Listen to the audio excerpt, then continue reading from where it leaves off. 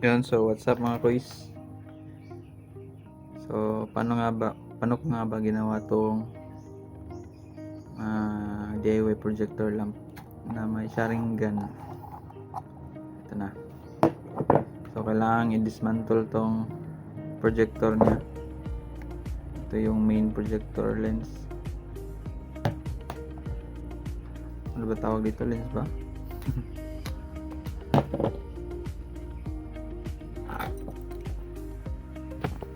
Yun, so dahan-dahan ko lang tinanggal kasi papel lang siya.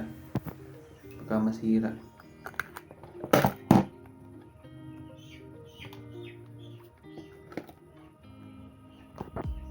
Yan, so closer look, hindi talaga siya perfect. Marami siyang sobra-sobra ng guhit ng ballpen. Yung red part na pala is gawa sa color paper lang.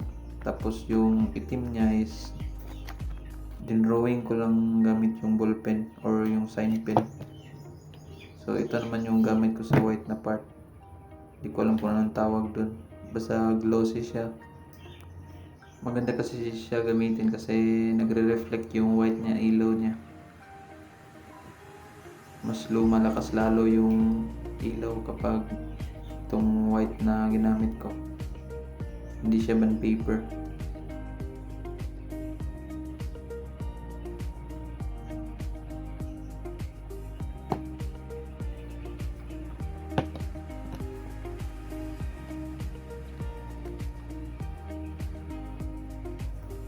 Yan, so meron pa palang isang bagay na nilalagay ko, itong plastic container, transparent.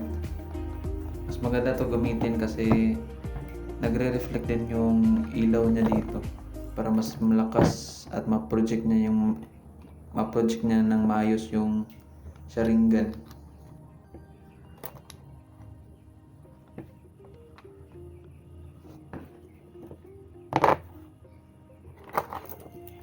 So sa pagsusukat ng size ng drawingin nyo, itong projector lang yung gamitin yung panukat.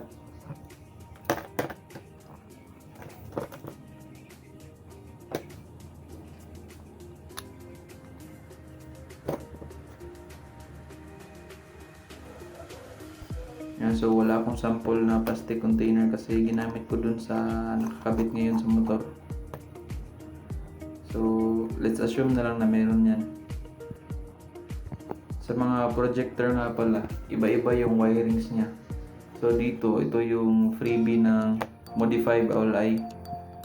So yung wirings niyan sa hollow lens niya, sa hollow light niya is nakakabit dun sa loob. Kapag ganito yung projector nyo, dapat putulin nyo talaga yung wirings niya. Tapos hihinangin nyo na lang pabalik kapag natapos nyo na yung Sharingan nyo.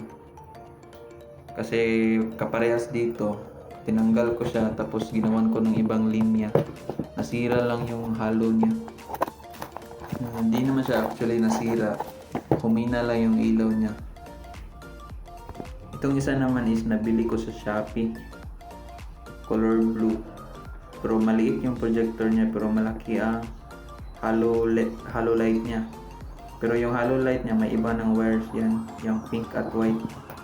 Magkaiba na nung nabili ko. Iwalay na siya. So ready to dismantle na kapag ganito. Mas madali din siya kasi pagkatapos mo wala ka nang hihinangin. Yan, so dito binabalatan ko lang yung wires para ma-test natin kung gumagana ba or nagpo-project ba yung Sharingan natin.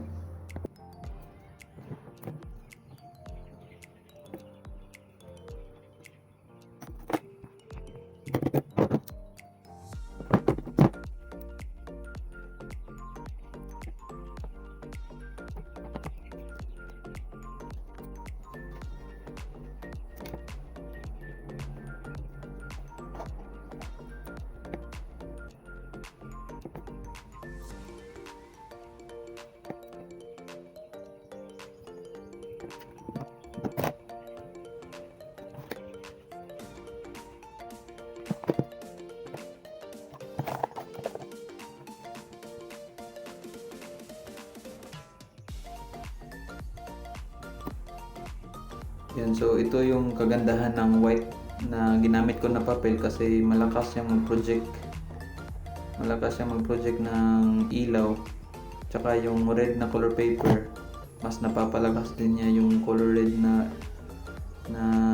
color niya kapag natatamaan siya ng ilaw.